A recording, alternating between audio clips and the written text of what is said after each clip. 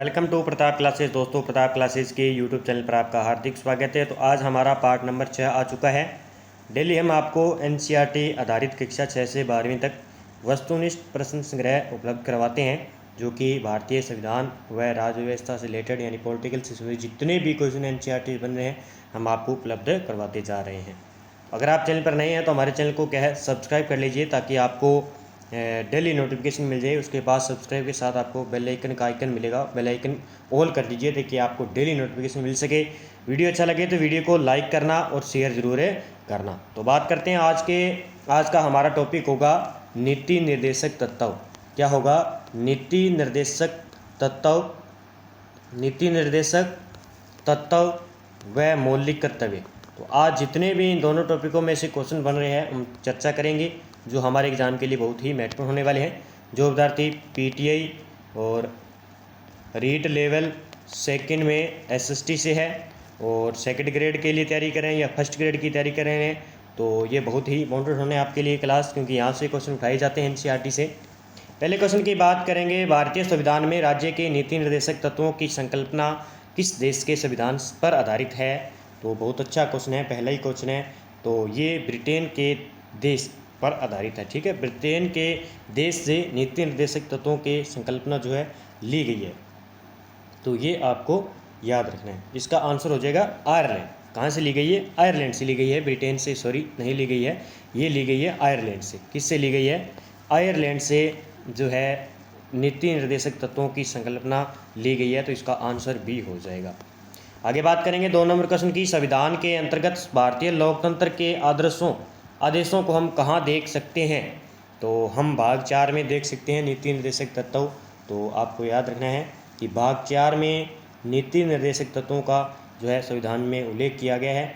और जैसे अनुच्छेद 38 की बात करें तो अनुच्छेद 38 में जो राज्य के नीति निर्देशक तत्वों का मूल तंत्र है, ठीक है, अनुच्छेद 38 क्या है? राज्य के नीति निर्देशक तत्वों का मूल तंत्र है। और ये आपको याद रखना है। जहाँ पे क्या है, इसके अनुसार राज्य ऐसी सामाजिक व्यवस्था का स्थापना करेगा जो सामाजिक, आर्थिक, राजनीतिक, न्याय, नागरिक जीवन के सभी संस्थाओं को अनुप्रमाणित करे। आगे बात करेंगे 3 नंबर क्वेश्चन की। कल्याणकारी राज्य का उद्देश्य। कल्याणकारी राज्य का उद्देश्य है, तो इसमें आपको बताना है। तो इसका होगा अधिकतम लोगों का अधिकतम कल्याण सुनिश्चित करना। ये याद रखना है आपको। तो कल्याणकारी राज्य का उद्देश्य है कि अधिकतम लोगों का अधिकतम कल्याण सुनिश्चित करना। आगे बात करेंगे। ये क्वेश्चन सीधे सीधे पूछे जाते हैं। निम्नलिखित में से भारत में मौलिक कर्तव्य कौन सा है? बहुत अच्छा क्वेश्चन है। न्यायपालिका से कार्यपालिका पृथक्करण, हमारी मिलीजुली संस्कृति की समृद्ध विरासत को सुरक्षित करना, बच्चों के लिए मुफ्त व अनिवार्य शिक्षा, अस्पृश्यता परंपरा को समाप्त करना। तो इसका आंसर हो जाएगा हमारी मिलीजुली संस्कृति की समृद्ध विरासत को सुरक्षित करना। ये हो जाएगा हमारा मौलिक कर्तव्य है। तो ये आपको याद रखना है। ये न्यायपालिका से कार्यपालिका पृथक्करण, बच्चों के लिए मुफ्त अनिवार्य, ये क्या है? नैतिक निर्देशक तत्व के अंदर शामिल है। आगे बात करेंगे, हम चर्चा कर लेते हैं। हमारा चैनल है नाना क्लासेस राजस्थान करंट अफेयर्स नाम से।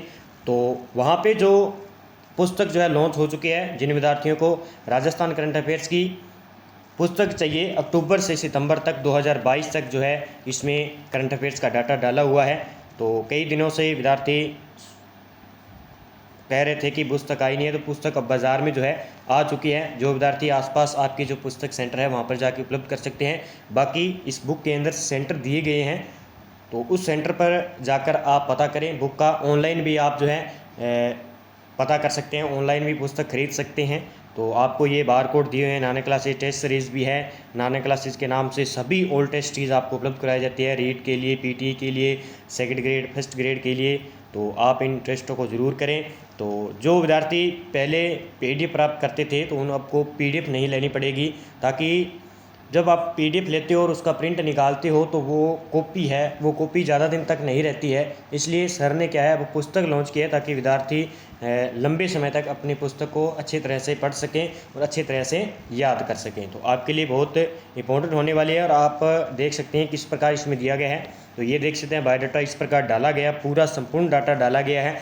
एक भी क्वेश्चन यानी 100% क्वेश्चन यहाँ से आपने देखा होगा कि आप डेली क्लास 9 क्लासेस पर राजस्थान करंट अफेयर से जुड़े हुए हैं, डेली क्लास देखते हो और एग्ज़ामों में जो है क्वेश्चन आते ही आते हैं। तो LDC, RS, PTI, RPSC second grade, REET, LDC, CTET के लिए आपके लिए बहुत ही इंपॉर्टेंट होने वाली है। तो ज़रूर खरीदे विद्यार्थी और अच्छी तरह से इस बुक को पढ़िए, आपके एग्ज़ाम के लिए बहुत ही हेल्पफुल होने वाली है। तो आप बाज़ार में उपलब्ध हो गई है। आगे हम चर्चा करेंगे 5 नंबर क्वेश्चन की। मूल कर्तव्यों का वर्णन संविधान के किस अनुच्छेद में है? मूल कर्तव्यों का जो वर्णन है वो संविधान के किस अनुच्छेद में है? तो वो है अनुच्छेद 51 क में। तो ये आपको याद रखना है, 51 क आपको याद रखना है और ये एग्जाम में सीधा ही पूछा जाता है कि मूल कर्तव्यों का वर्णन संविधान के किस अनुच्छेद में? 51 क में। आगे बात करेंगे 6 नंबर क्वेश्चन की। भारतीय संविधान का कौन सा अनुच्छेद वह निर्धारित करता है कि राज्य के नीति निर्देशक सिद्धांत किसी न्यायालय द्वारा लागू नहीं किए जा सकते? तो ये बहुत अच्छा क्वेश्चन है, इसका आंसर हो जाएगा अनुच्छेद 37। क्या है? अनुच्छेद 37 के अनुसार राज्य के नीति निर्देशक तत्व देश के शासन का मूलाधार है। क्या है? मूलाधार है। तो ये इसका आंसर सी हो जाएगा। आगे बात करेंगे 7 नंबर क्वेश्चन की। किसने कहा था राज्य के नीति निर्देशक तत्व ऐसा चेक है जिसे सुविधा अनुसार अदा किया जा सकता है? तो ये बहुत अच्छी जो है कथन है, ये पूछा जा सकता है एग्जाम में। तो ये NCERT की बुक में दिया था। तो ये KT शाह का जो है कथन है कि राज्य के नीति निर्देशक तत्व ऐसा चेक है जिसे सुविधा अनुसार अदा किया जा सकता है। तो बहुत अच्छा क्वेश्चन है, ये आपको याद रखना है। ठीक है। और KT शाह के बारे में बात करें तो बिहार प्रांत से संविधान सभा के सदस्य चुने गए, जो सलाहकार समिति और मौलिक अधिकार उप समिति के सदस्य भी थे। इन्होंने राज्य के निर्देशक तत्वों की तुलना ऐसे चेक से किया जो बैंक की सुविधा अनुसार अदा किया जा सकता है। तो ये आपको याद रखना है। आगे बात करेंगे भारतीय संविधान के किस अनुच्छेद में सम्मान, न्याय एवं निःशुल्क विधिक सहायता का प्रावधान है? और बहुत अच्छा, और ये एग्जाम में पूछा जाता है। सम्मान, न्याय और निःशुल्क विधिक सहायता का प्रावधान कहाँ पे दिया गया है? तो ये कहाँ पे दिया गया है? अनुच्छेद 39 क के अंदर दिया गया। तो ये आपको याद रखना है, क 39 क के अंदर दिया गया है कि सम्मान, न्याय और निःशुल्क विधिक सहायता, ये आपको याद रखना है। और ये कब जोड़ा गया था? ये 42वां संविधान संशोधन 1976 के द्वारा जोड़ा गया था। ये आपको याद रखना है। संविधान के अनुच्छेद 39 के अनुसार यानी क्या है कि राज्य सुनिश्चित करेगा कि कानून व्यवस्था का संचालन इस प्रकार हो कि सभी को समान रूप से न्याय उपलब्ध हो सके। ये आपको याद रखना है। आगे बात करेंगे 9 नंबर क्वेश्चन की। भारतीय संविधान के किस अनुच्छेद में राज्य को ग्राम पंचायतों के गठन का निर्देशन दिया गया है?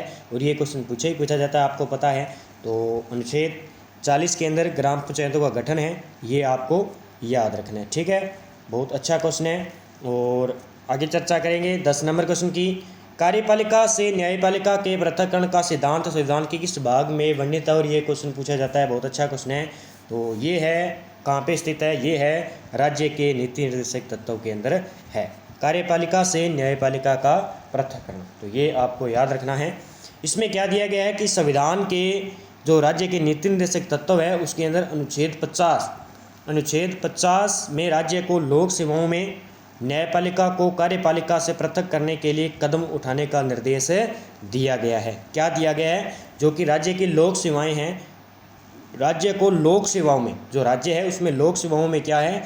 न्यायपालिका को कार्यपालिका से पृथक करने के लिए कदम उठाने का निर्देश दिया गया है अनुच्छेद 50 के तहत, किसमें? राज्य के नीति निर्देश तत्वों के तहत। 11 नंबर क्वेश्चन की बात करेंगे। नीति निर्देश सिद्धांतों में कौन सा सिद्धांत गांधीवादी विचारधारा पर आधारित नहीं है? तो इसका आंसर हो जाएगा 14 वर्ष तक के सभी बच्चों के लिए अनिवार्य तथा निःशुल्क शिक्षा। तो ये आपको पता है कि गांधीवादी विचार में शामिल किए गए घटकों के बारे में चर्चा कर लेता हूँ, क्या क्या दिया गया था। एक तो ग्राम पंचायतों का गठन, ठीक है, एक ग्राम पंचायतों का गठन अनुच्छेद 39 के तहत। ग्रामीण क्षेत्रों में कुटीर उद्योगों को प्रोत्साहन अनुच्छेद 43 के तहत। अनुसूचित जनजातियों को अन्य दुर्बल वर्गों के शैक्षणिक व आर्थिक हितों के वृद्धि अनुच्छेद 46। और स्वास्थ्य के लिए हानिकारक नशीली दवाओं, मदिरा आदि के औषधीय प्रयोजन से भिन्न आयोग पर प्रतिबंध अनुच्छेद 47। तो ये गांधीवादी विचारधारा पर शामिल किए गए थे, ये आपको याद रखना है। अनुच्छेद 40, अनुच्छेद 43, अनुच्छेद 46, अनुच्छेद 47। तो ये 4 अनुच्छेद जो है गांधीवादी विचारधारा पर शामिल किए गए थे नीति निर्देशक सिद्धांतों पर। ठीक है, ये आपको याद रखना है। देखिए इसमें ये था ग्राम पंचायतों का संगठन था। औषधि उपयोग के अतिरिक्त सभी नशीले पदार्थों का था।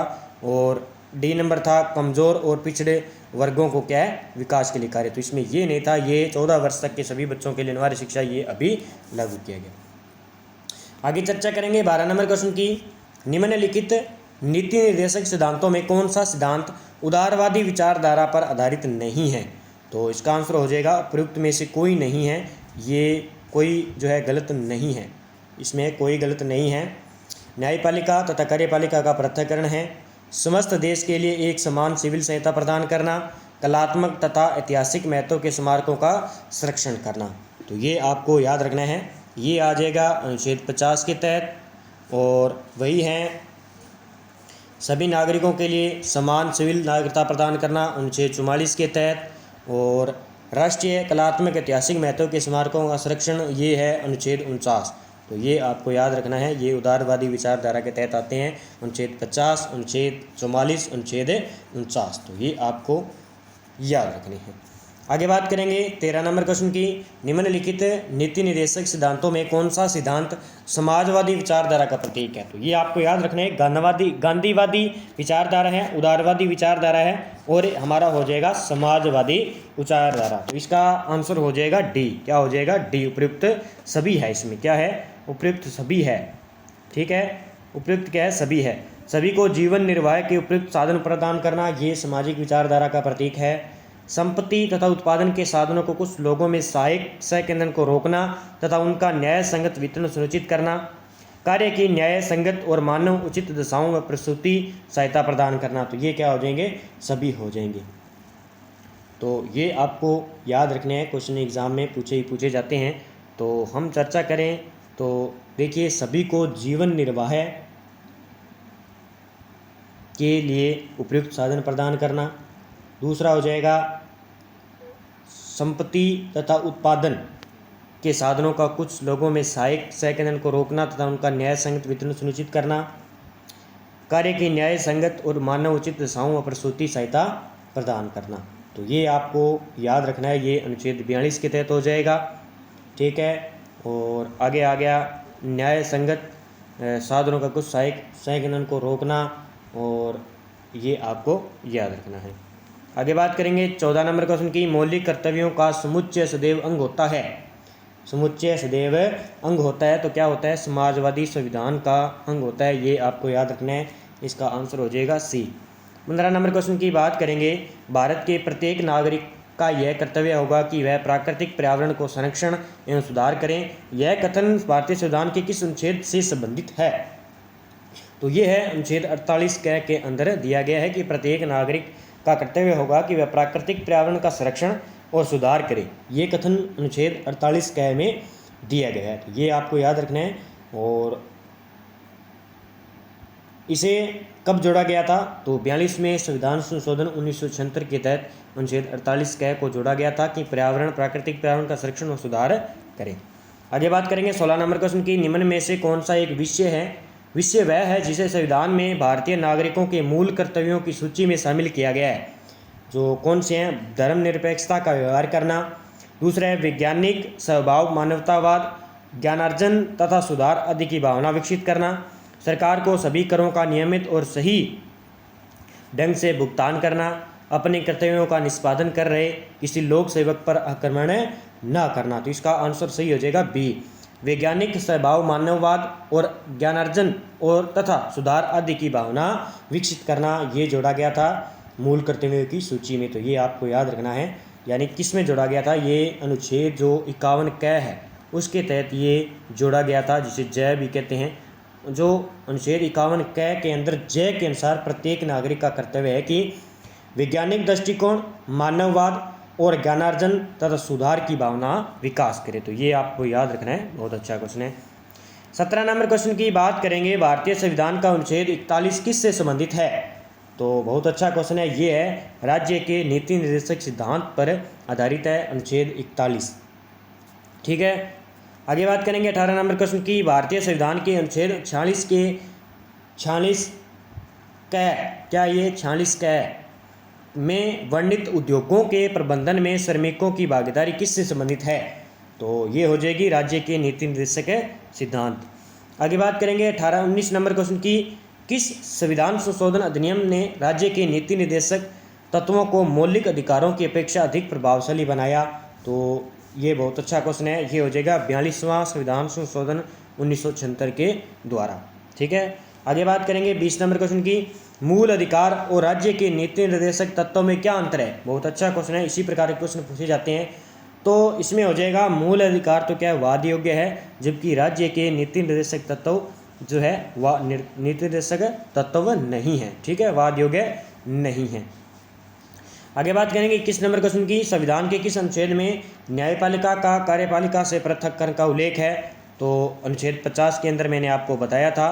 ठीक है, आगे बात करेंगे 22 नंबर क्वेश्चन की, राज्य के नीति निर्देशक सिद्धांतों में से किस अनुच्छेद का संबंध अंतर्राष्ट्रीय शांति और सुरक्षा के संवर्धन से है? तो अनुच्छेद 52 का संबंध है अंतर्राष्ट्रीय शांति और सुरक्षा से। आगे बात करेंगे भारतीय संविधान के किस अनुच्छेद द्वारा निम्न दुर्लभ वर्गों को शिक्षा संबंधी सुरक्षा प्रदान करना? तो अनुच्छेद 46 के तहत होगा। ये क्वेश्चन पूछे गए हैं। काम करने के अधिकार को राज्य के नीति निर्देशक तत्वों में निम्नलिखित में से किस अनुच्छेद के अंतर्गत रखा गया है? तो ये अनुच्छेद 21 के तहत रखा गया है। आगे बात करेंगे 25 नंबर क्वेश्चन की, निम्न में से कौन सा एक संविधान के 42वें संविधान संशोधन द्वारा नीति निर्देशक तत्वों से में नहीं जोड़ा गया है? ठीक है, क्या है, नहीं जोड़ा गया है। तो सभी नागरिकों के लिए समान आचार संहिता नहीं जोड़ा गया है। आगे हम चर्चा करते हैं जो कि एग्जाम में पूछे जाने वाले अनुच्छेद हैं। राज्य के नीति निर्देशक तत्व जो है भाग 4 में है और कहाँ से कहाँ तक है? अनुच्छेद 36 से 51 तक। अनुच्छेद 39 की बात करें तो समान न्याय को निःशुल्क विधिक सहायता, समान न्याय व निःशुल्क विधिक सहायता है। अनुच्छेद 40 ग्राम पंचायतों का संगठन है, ये आपको याद रखना है। अनुच्छेद 44 कहता है कि नागरिकों के लिए समान सिविल सहायता। ठीक है, अनुच्छेद 45 कहता है कि बालकों के लिए निःशुल्क और अनिवार्य शिक्षा का उपबंध। ठीक है, अनुच्छेद 48 कहता है कृषि और पशुपालन का संगठन, ये आपको याद रखना है। आगे बात करेंगे अनुच्छेद 48 क्या कहता है, पर्यावरण का संरक्षण तथा संवर्धन और वन तथा वन्य जीवों की रक्षा। अनुच्छेद 49 कहता है कि राष्ट्रीय महत्व के स्मारकों, स्थानों, वस्तुओं का संरक्षण, ये पूछा जाता है एग्जाम में, ये भी पूछा जाता है। अनुच्छेद 50 कार्यपालिका से न्यायपालिका का पृथक्करण। अनुच्छेद 51 कहता है कि अंतर्राष्ट्रीय शांति और सुरक्षा की अभिवृद्धि। तो आज के जितने भी नीति निर्देशक तत्व व मूल कर्तव्यों से संबंधित क्वेश्चन थे मैंने आपको एनसीईआरटी बुक में से उपलब्ध करवा दिए और यहाँ से क्वेश्चन मुझे नहीं लगता बाहर जाएगा। जितने विद्यार्थी लाइव जुड़े हैं एक बार वीडियो को लाइक कर दीजिए, शेयर कर दीजिए और चैनल पर नए हैं तो चैनल को क्या है सब्सक्राइब कर लीजिए। और इसकी पीडीएफ आपको प्रताप क्लासेस टेलीग्राम चैनल पर उपलब्ध हो जाएगी और डेली आपको वीडियो मिलता है। तो जय हिंद, जय भारत दोस्तों।